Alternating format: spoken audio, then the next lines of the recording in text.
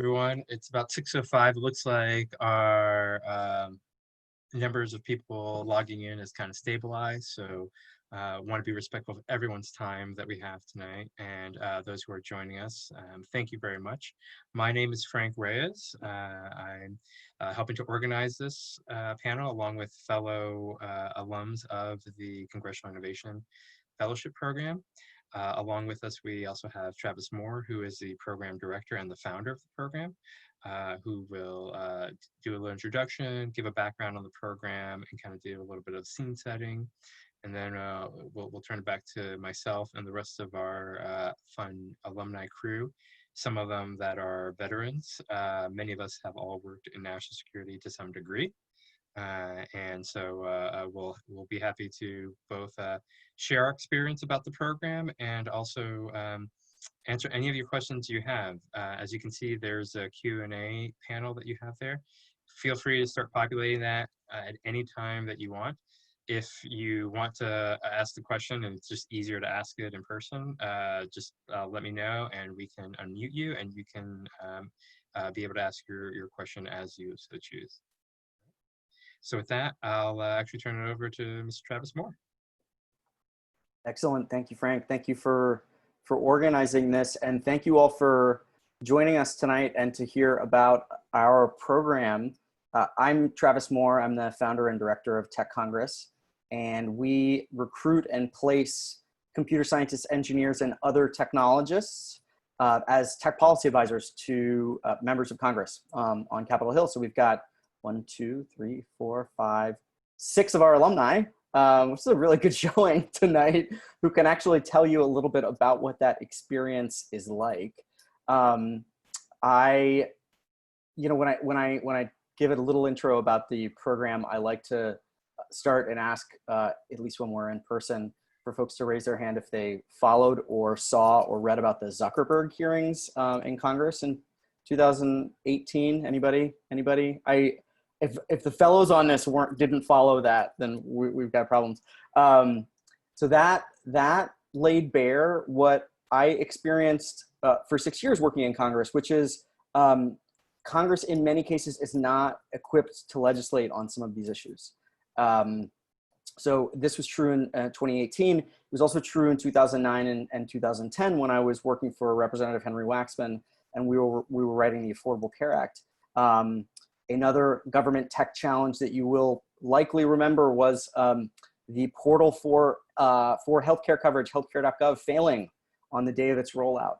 One of the lesser told stories about the failure of healthcare.gov is that Congress played a big role in that happening because there were very rigid prescriptions in the Affordable Care Act for what the healthcare.gov was supposed to be. And that's because of the hundreds of staff that were working on that piece of legislation. Not a single one was a technologist and not a single one knew or understood how websites should be built or procured. So this matters. Our vision is that needs to change.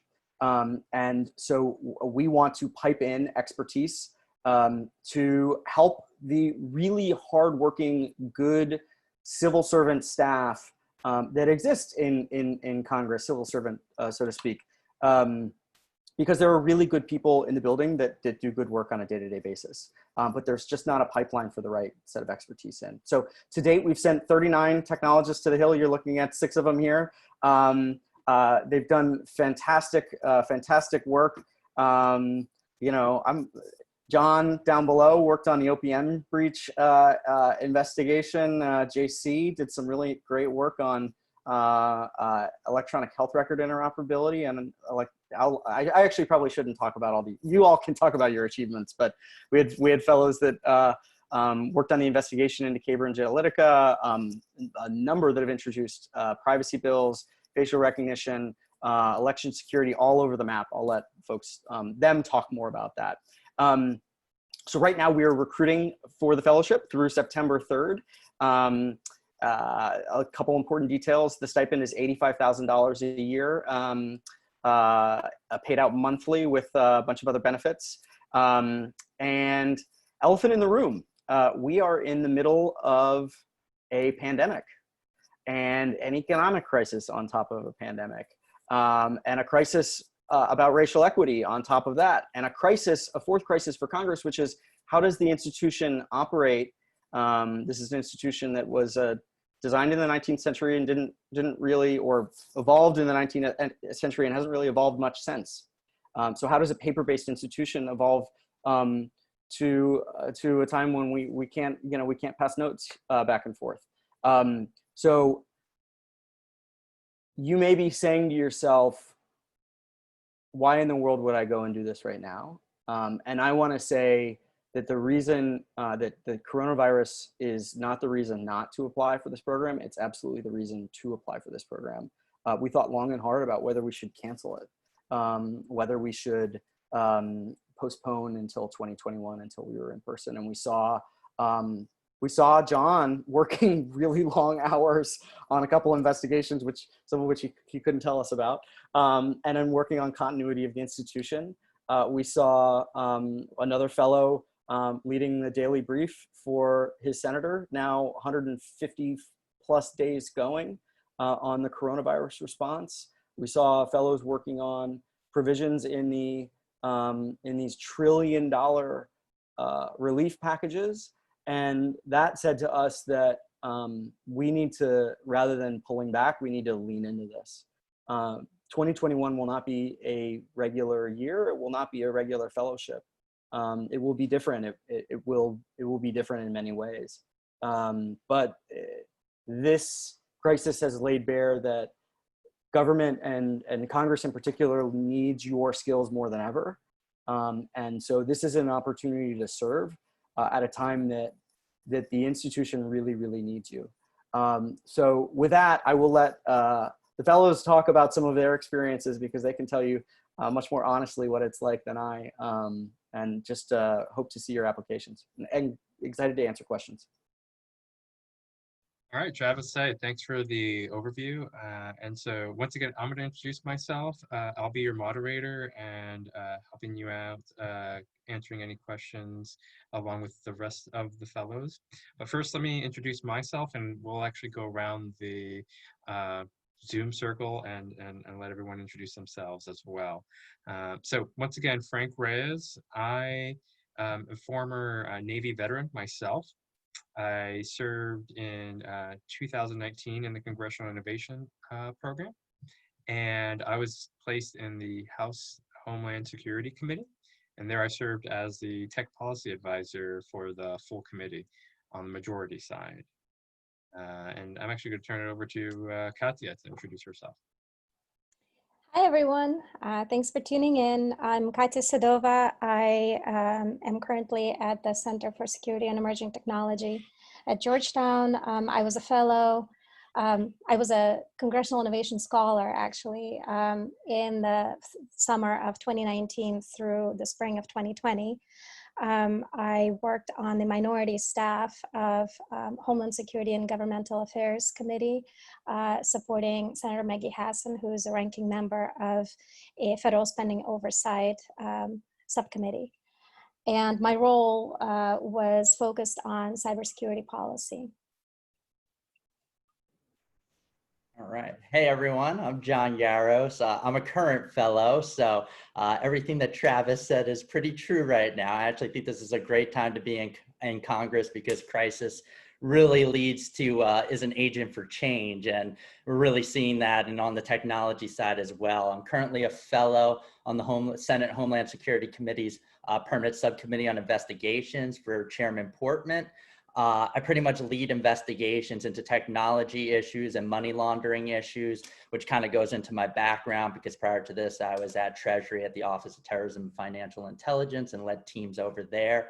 I'm an Army veteran, and like they said, we do kind of long-term investigations in my area, which is kind of nice and kind of what I'm used to. And also they usually become policy at some level in the future. So it's really nice, and it's a pretty good bipartisan area on the Hill. And so that's me.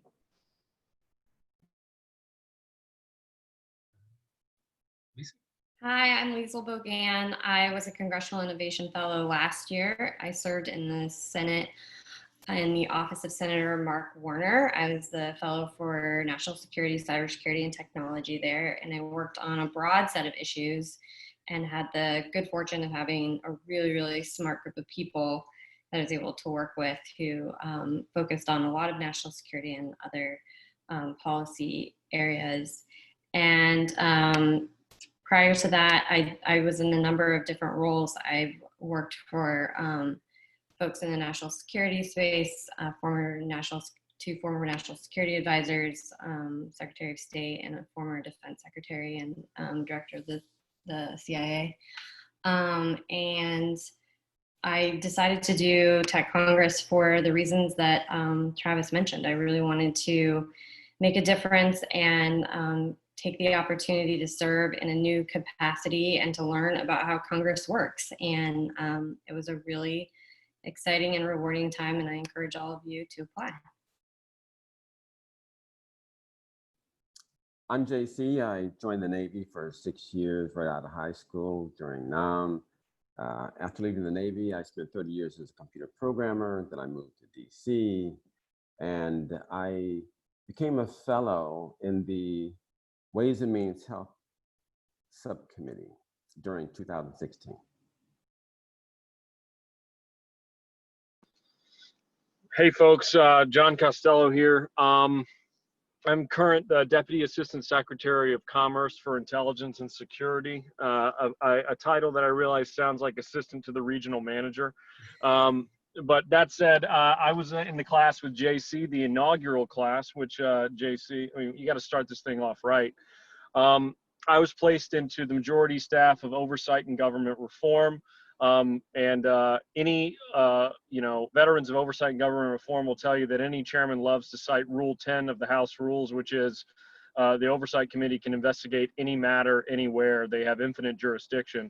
So I was put on a wide variety of issues. I think one of the main ones which Travis discussed was the investigation into the OPM data breach in 2015, where 2.5 million records from our top secret sort of security clearance process were stolen by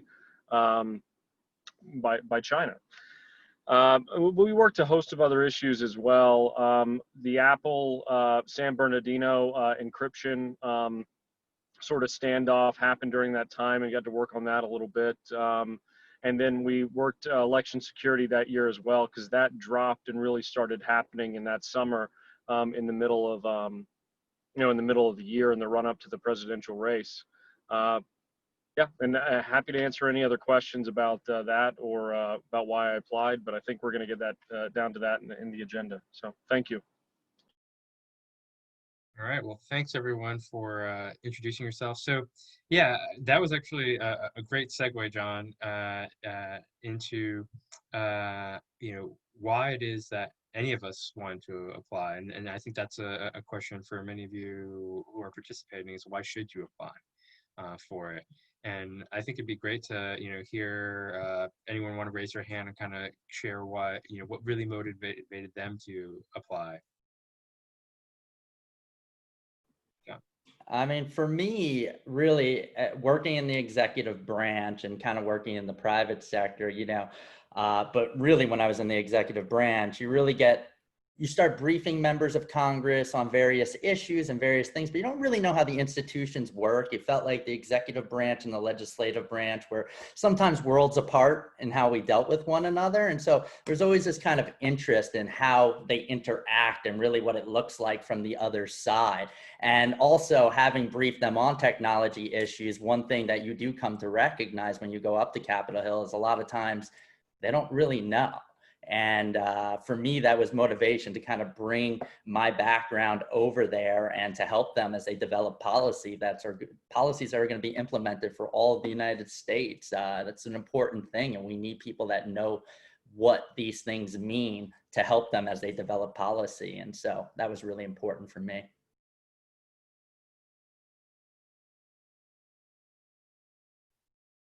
I'll hop in on this one.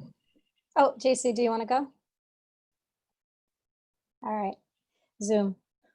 I applied because I thought it was a very unique opportunity for someone at mid-career, like I was, to be able to experience Congress. And I've spent my career in the technology industry, and then went to grad school and applied shortly after grad school as a scholar, because that is the other program, not the one that Travis is recruiting for right now, but also one to look at. And I'm happy to discuss the difference between the two. But I thought it's very difficult for people at mid-career who have built their careers elsewhere to actually experience Congress and and work in Congress. It is a very young place, some say, for a variety of reasons, which we can discuss. But it also requires experience being there. And so just walking off the street into this institution is challenging and daunting, frankly. As a constituent, I've experienced that a number of times, including when speaking to members of Congress about a particular bill that my community wanted to forward. The first question the staff would ask is, what's the difference between, like, is this bill an authorization bill or an appropriations bill? And I was like, I don't know. And this isn't something that you necessarily experience.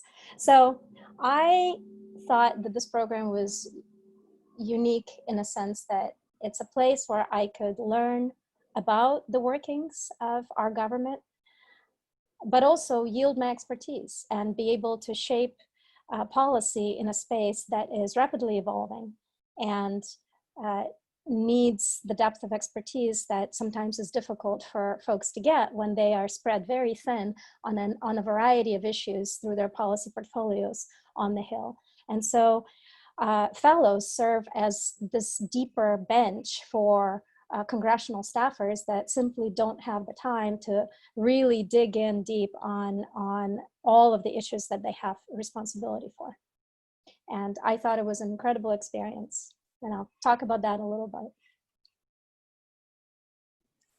I always wanted to make a difference and be part of policy creation. I mean, you see the people, the talking heads on CNN or MSNBC or Fox News all the time, and you wonder what it's like and wonder if you could make a difference. I mean, being a technologist, I wanted to answer technology questions like the whole encryption issue that was up like 4 years ago. And it's like, you guys got it wrong.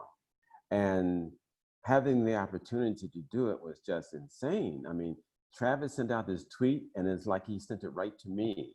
And I enjoyed the whole process and being there. It was the best job of my life. Well, that's ringing endorsement of quite the reason. John C. Yeah, so I joined it. Congress is quite simply the greatest show on earth. If you want to understand how the United States moves, the power of law and the power of legislation, and how the branches are supposed to function, Congress will give you that insight. I don't think I've ever worked in a place where a people can have such a remarkable impact because of the levers of power. I think Congress is a woefully and maddeningly misunderstood institution. I wouldn't call it an organization. I think body is the right way to call it. It's not monolithic by any means in its opinions or in its actions, except for legislation. But, you know, I think all of us, especially those who serve, we want to take on greater responsibility commensurate with what we feel we can bring to the table. And to me, there's no better challenge that we can rise to than to enter the highest body in the land and to try to lend our talents to try to make a difference. I think that's why a lot of us serve. I think that's why a lot of us join the government, is we like to see the impact. And outside of the military and perhaps my current job, I've never been in a job in my life, except for sort of TechCongress and being the fellow on the Hill, where watching the news, I would stop what I was doing and I said, okay, it's time to get to work. I need to prepare. We need to actually get to work. We need to get ahead of something. I think a lot of the fellows have certainly experienced that, as Travis said. So, I mean, I'll leave it there, but I have to agree with JC. The TechCongress Fellowship has been a pivot in my career. it led me on a trajectory I'm on now, and it's quite possibly the most educational and the most interesting and best job I've ever had. Great stuff, John. Let's actually tackle our first question. What does the application process look like beyond the online application? What can candidates expect from there? So I think, Travis, this is teed up for you.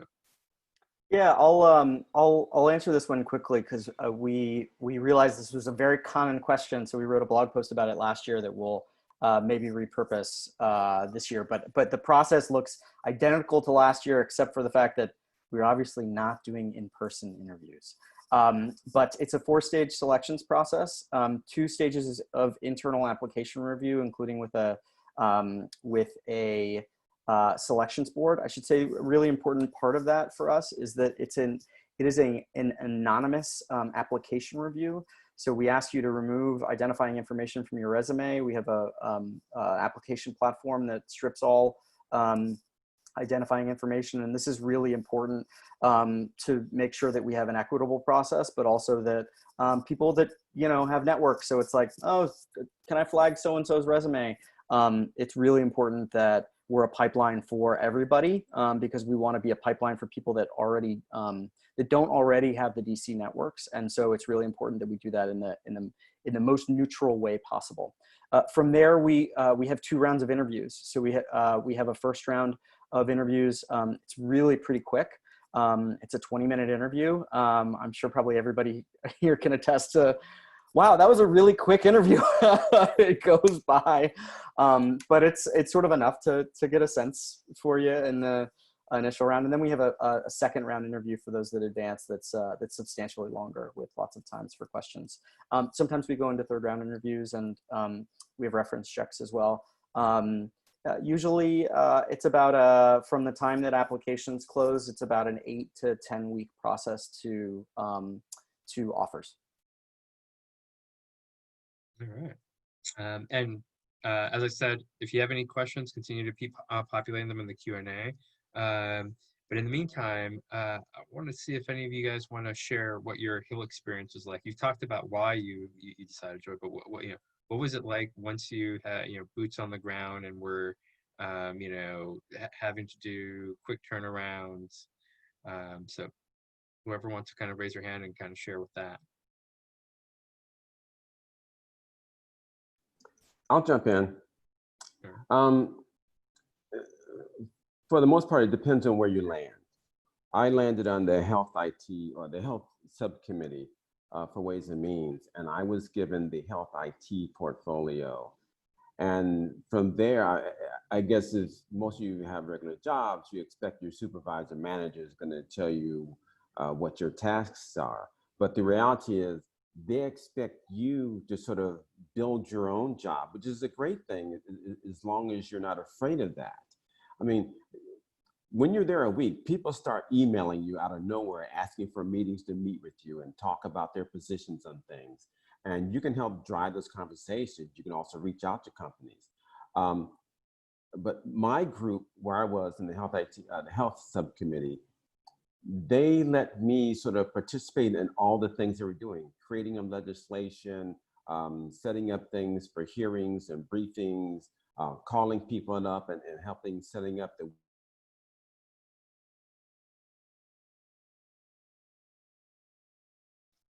That's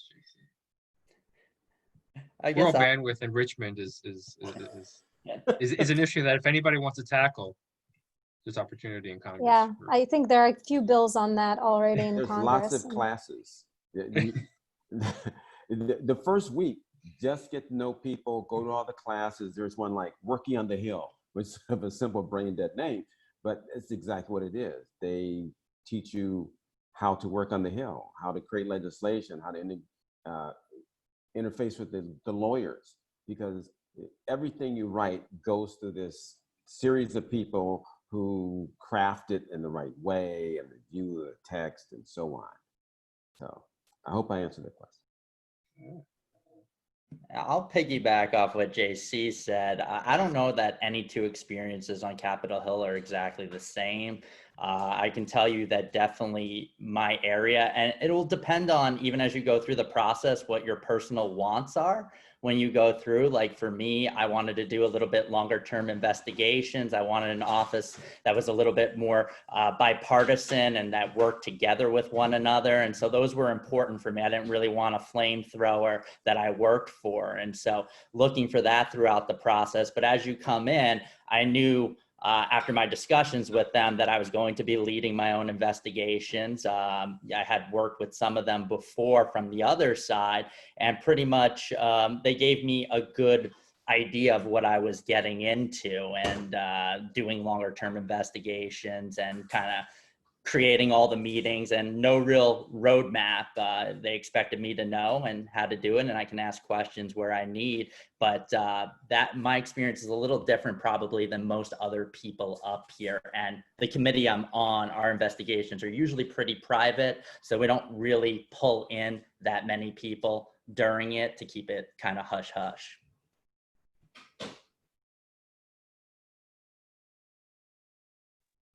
I can All jump in on this one as well. Unless you're ready to move on, Frank. We'll let you you'll share, and then we'll tackle some attendee questions. Let's do that. I think if I were to describe my experience in one word, the best one that describes it is rewarding. It was an incredibly meaningful experience for me because I felt like every day I was showing up to work and I was working for the American people. And I was incredibly lucky because I worked on an area that generally enjoyed bipartisan support on issues that for underrepresented communities that are not necessarily well funded. One of my most rewarding experiences was being able to negotiate a key piece of legislation providing an authority for a cybersecurity infrastructure security agency that it direly needed in order to keep us all secure, and be able to provide further support for state and local efforts to shore up their cybersecurity and election security efforts. So those are the kinds of issues that not all of them necessarily enjoy the limelight, but I was lucky to have a very thoughtful boss that wanted to champion these issues, and it was an incredibly meaningful experience to be able to move things forward in this space. All right, so we've got a couple of Travis-based questions that we're gonna throw off to him. So I think I'm gonna give you the rapid fire, and you can probably address them in one narrative. So in the application, you ask for 3 members of Congress that you think you'd like to work for. What's the purpose of that? And then the one, how are office assignments made? Do the same offices have fellows each year? And do you have to have a security clearance before applying? And how does a fellowship experience vary depending on, that's more of us. So we'll give you those 3 to start right now. So, and I'm gonna answer two of the 3, but I actually think the office assignments, your perspective on office assignments is probably more valuable than mine. Very quickly, the 3 members of Congress you want to work for question. Don't stress about that. You are not rated on that during the application review. The reason that is there, good for tuning into this, is because in the interview stage, we do ask about that. And what we found in year 1 and year 2, when we didn't ask that question, is that candidates were surprisingly not ready for it. And so this helps them think about that. You won't be graded on it. Go with your gut. The member that you see on TV that is appealing, someone that represents your district because you're loyal to your district or your state. There's not a right or a wrong answer there. Security clearance. Actually, how many of the fellows on here, how many of you had security clearances going into this at least, or 1, 2, 3? Yeah. Okay. So no, we have a lot here, but you do not need a security clearance, and the fellows can actually talk about.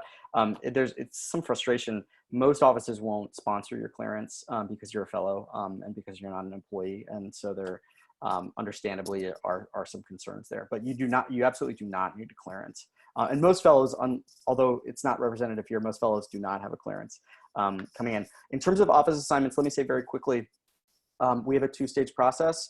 First stage is we send your bio, once you're accepted, to all the legislative directors in the Senate and about half of them in the House, and the staff directors for committees. And we say, would you be interested in, talking to Frank or Leisel or JC or John or Katya or John? And you'll have a group of offices that have already opted into you. And then you have a full 5 to 6 weeks to talk to offices, and we coach you through that. We build on top of the list that have opted into you with a number of offices that we know would be aligned with your interests. And then at the end of the day, you get to choose your placement. So I would defer to the fellows to talk through their process and how they made their decisions and their experiences with it.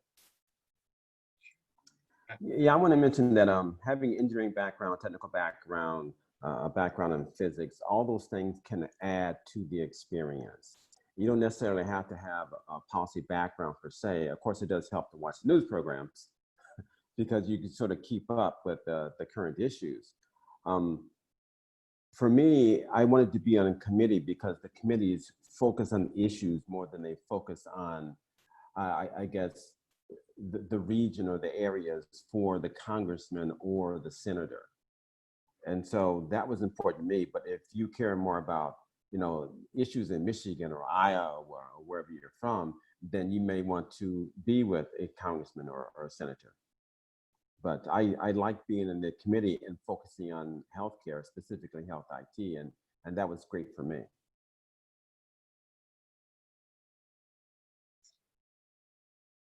And also regarding the security clearance, I think as you heard, all of us worked on what when most others would consider national security work. The Hill has a slightly different, I mean, at least in my committee, has a slightly different view of what is classified and isn't really classified. Because if you have to remember, at the end of the day, the kind of policy work that you're doing as a staffer isn't really, you're not really concerned about means, methods, sources at that point, right? We're looking more at the broader abstraction layer of how technology policy affects national security interests. So you'd be, a lot of people are always amazed, when, Katya or I talk about a lot of the work that we did inside, she worked on the Senate side, I worked on the House side on very similar issues. We worked on our counterpart committees on, really important national security issues, but neither of us needed to, do anything with a national security, with a security background at any time. So I would not let you assume that it diminishes the type of national security work you'll be able to do if you don't have a security clearance for it. It's normally the security briefings. It's who are the bad guys doing what to whom, how are they doing it, and when are they going to do it? And for the most part, we won't be able to do anything about that, as the staffer level. That's more for the senior decision makers. I second what Frank says, and also some agencies can have a difficult time transferring it. Anybody who's been through going agency to agency, sometimes even that takes more time it should, depending on what system your clearance is held in. And, I went through my time and it was a struggle for them to move it. And by the time it wouldn't have made much of a difference. And like Frank said, it didn't really affect the work very much at all thus far. I did want to take an opportunity to address one of the questions a little bit broader. Is one of the questions is, how does the fellowship experience vary depending on if you work for a senator or on a committee? So a personal office or a committee office. So I think anyone who wants to talk about their experience, maybe Leisel, about working in a personal office and what that was like. It was great. I think that working, and I mean, I'm technically now on a committee, so there's certainly differences, although the one was policy and this is where I am now is not. But I would say that in a personal office, you get to work on a broad set of issues, and sometimes they'll be referred to a variety of different committees wherever your member sits, and I think that's a big difference. I think working in a personal office is rewarding because you get to see the way a member interacts with their constituents and how they meet those needs. There's the opportunity to do casework or constituent work, and you will inevitably have constituents come in and talk to you. And they're doing it because they are members of your member's state. So that is really exciting. It's you can get into the weeds on a lot of issues. I'm sure you can on a committee as well, but in the sense that you're really kind of tied to a place to a degree. And in my case, Virginia, it was really interesting, and it gives you insights into how government serves people and what representative democracy means. When what does it mean? How does your member actually help you? What do they do? What is their value? And honestly, I learned so much about that I'd never experienced before, and was able to see the way other members met the needs of their constituents too, and some in really great ways, some were less responsive. So I think that's kind of the primary difference, but yeah, it was great. If anyone has any specific questions, I'm happy to answer them. I'll just jump in. Go ahead, Frank. No, go. So in my case, I worked on the committee staff, but for a subcommittee, which tends to be a role that sort of sits in between the full committee, where a chairperson and a ranking member have a staff fully dedicated to scheduling full hearings, et cetera, at least the way that it worked on HISGAC. And then the ranking members and chairpersons of the subcommittees have their own staff, but they're sort of one foot in the committee work and one foot in the personal office work, because their work is still very much connected to, in my case, the senators' constituencies, as well as agendas and policy priorities. So I feel like I've gotten to experience a little bit of both in that sense. And I completely agree with Leisel. The opportunity to speak with constituents, whether it is organizations or individuals, is really quite something, because that is the first opportunity that we as constituents get to interact with our elected officials. And sitting on the other side of that as a staff member was really interesting. You can empower a lot of change and really make a difference on an issue when something is brought to you, and you can thoughtfully advocate and shape policy in that direction. And so this connection between the constituents and elected officials was very rewarding to experience as well. Thanks, Katya. So we got another question that I think might be best for Travis. I may be on the cusp between the Innovation Fellows Program and the Innovation Scholars Program in terms of years of experience. Would it make sense to apply to both opportunities? Yeah, so the short answer is yes. And we've had, in fact, we've had fellows that have applied for one that were a better fit for the other, and that got into that program. So the other thing that I should say and be quite frank about is that we're still figuring out the kind of ranges and the kind of what program is defined by what, and part of that is through learning and through classes. And it's my hope that we'll move to a place where maybe we're recruiting for both recruiting for both twice a year. Right now, it's much more fluid, but I think depending on the applicants, we may have some of both start in January. We haven't openly advertised that, in part because Branding is not my strong suit. This is where we could use some help in figuring out the definitions of each of the programs. But we want really good people, and if you're great, we want you. We want you in the program, and so please do apply. Frank, I'll pick up this this other question because I think it's related. Is a postdoc able to apply, or do they need the 5 years of experience on top of that? No, we're basically saying 5 years in aggregate. So you should absolutely apply. And I think I would refer back to my prior statement just a moment ago, which is we want great people, and when we kind of we're experimenting to figure out how we fit the program best around the great people. And then we will draw the definitions from there. All right. So now for everyone except for John Y., what is something you really miss about working on the Hill now that you're outside of, as many people call, the bubble? I know it's a hard one. It's not hard for me. Oh, all right, good. No, just being able to walk around the Capitol building anywhere you want, anytime you want, and just enjoy the history of it. And people don't understand it. Everybody you see talking on television, they're just walking around. They're in the lunchroom, they're having conversations in the hall, and you walk by them just like they're regular people. They seem like they're larger than life on TV, but when you're there with them, they're just, a member that you work with, another colleague. And but beyond that, the architecture, the art, looking up at the dome every day, I miss that.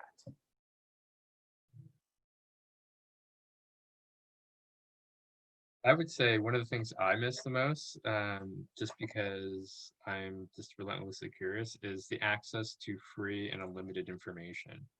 A lot of people don't realize that Congress having the access to both the Congressional Research Service, the Library of Congress, and the Government Accountability Office, that you can, at any time you want, you can ask a question, find a resource. I mean, if there is a niche thing that you care, you're just interested in, and saying are there any maps that the U.S. Army did of Afghanistan in the 1950s? Why, yes, there is a cartographer in the Library of Congress who can show you that exact map because they have it in their archives. And he, because I did get to meet him, will go and grab that said map for you and say, this is it. Or anything else you would ever want to be curious about.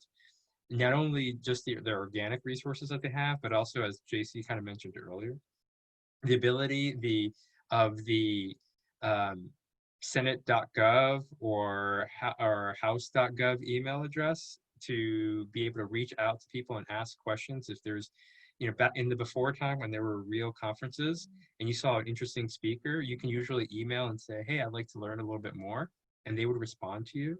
And so that access to almost unlimited information and insight was something I miss nowadays, where, I've got to send emails to people from, frank.com.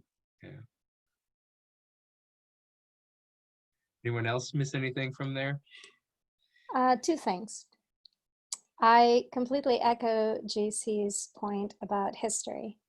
You almost stop noticing it as things get hectic and you're running around and you're in the thick of it. But once in a while, you look out of the window of your office and you see constituents piling up in the middle of hard building, either protesting or just sort of trying to find a space to sit in between their meetings. And you sort of feel like, my goodness, there's such a connection here between the government and the people. And it is so obvious and it is so open in Congress that I really didn't anticipate seeing that. And I miss that sort of feeling of sitting down in the middle of hard building and looking up at the atrium and thinking, hey, this is a pretty cool place and you can do a lot here. Which leads me to the second point, direct impact. Direct impact is something that I think in Congress, it is a unique feeling that you're working on something that matters to someone and will make things, if it gets through and it gets signed and it gets through both chambers of Congress. and it gets signed into law, will actually make a substantial difference to someone. Yeah, I think those two things. I would agree with everything that JC, Frank, and Katya have said, but I would also just add that I really miss the ability to sort of touch and experience every part of the country, and not just the United States, but other countries, because everyone comes to the Hill. They bring their grievances, they bring their needs. I'll remember one of my first weeks, I was sitting in the cafeteria and I heard a language I hadn't heard before, and I asked the gentleman who was speaking, and he said, he was speaking a Native American language that I didn't even know it existed. It was pretty obscure, and I was fascinated, and I got to hear about the case he was bringing to the Hill and why he was there, and I would get to meet, Gold Star mothers, and I got to see people from other countries who would come and say, this is what this treaty means to us and why it's really important that you maintain it, or other countries that were implementing technologies that they thought would be so simple for us to implement, but we have a very different system than they have. And so, we'd have those interesting conversations. So the learning environment is so rich, but you also just, you'd see, we had a lot of I learned a lot about the mining industry that I didn't know about that came in. And I learned that beach umbrellas actually kill people. That was one of the most bizarre meetings I'd ever had. The senator started working. It was heartbreaking. This man had lost his wife as a beach umbrella had uprooted and stabbed her. And apparently it happens a lot. There was a whole group of people. And I won't go to any beach umbrellas anymore, but it was awful. But I would never have known that if I hadn't worked there. So it was just the experience of getting to experience so much, and like Frank said, it's an intellectually rich environment. As Katya said, you get to experience so much of the history, but then you also get to have direct impact. And as JC said, it's just I do miss going through the halls every day, just thinking about how much history has passed through there and the people who have served, and you learn about things that are happening at the very beginning before they start hitting the headlines as well. That's another piece that I found really interesting, because I was working on a project that we ended up doing a lot of oversight letters on, and the colleague that I was working with on it, he was like, this is a lot how Flint started. And it didn't blow up quite as much. I think it will eventually, but he was like, it's just, you hear these sort of trickles of things, as you know, the Flint water crisis. And then they like become a big deal, and they're, on the headline. So that's also really interesting, and I miss that. All right, so I know we're almost coming up to time. We've got about 4 more questions out there for the audience. We're gonna do a little bit more of a rapid fire. So I think the first one we're gonna tackle is, do fellows coordinate and deconflict on policy areas? So does anyone want to share on policy areas when they've partnered up with another fellow? Definitely, I hung out with John all the time. He's a great guy. Even though we were on different sides, I was minority versus majority. So yes, and the first week that you're there, meet with the other groups across Congress that work in your same area, on the Senate side and the House side. Do that. I would just cut in and say that, really this Tech Congress program is like a family. Everybody's there to help you along the way. Everybody on this screen right now has been helpful. You have questions, and everybody has different levels of expertise in different areas. And it's actually a pretty amazing thing. And it's one of my favorite things about the program entirely. So as much as we can, I try to get help from my current fellows right now, and even past fellows, and everybody is open, accessible, and that's been a great thing. And we also have a very lively Slack channel that all alumni and current fellows and scholars participate in, so that we can reach across and have our own internal debates on whether, some authority should be in one agency or not. So we that's always really, really awesome to have. I think we're gonna have, we'll do the what are you doing now in life, and then I think the last 2 are gonna be Travis's, and we'll use that as your wrap up as well, Travis. How about that? What type of roles are fellowship alums in now? So if anybody wants to share, what you're doing now and how the fellowship kind of helped you into that role.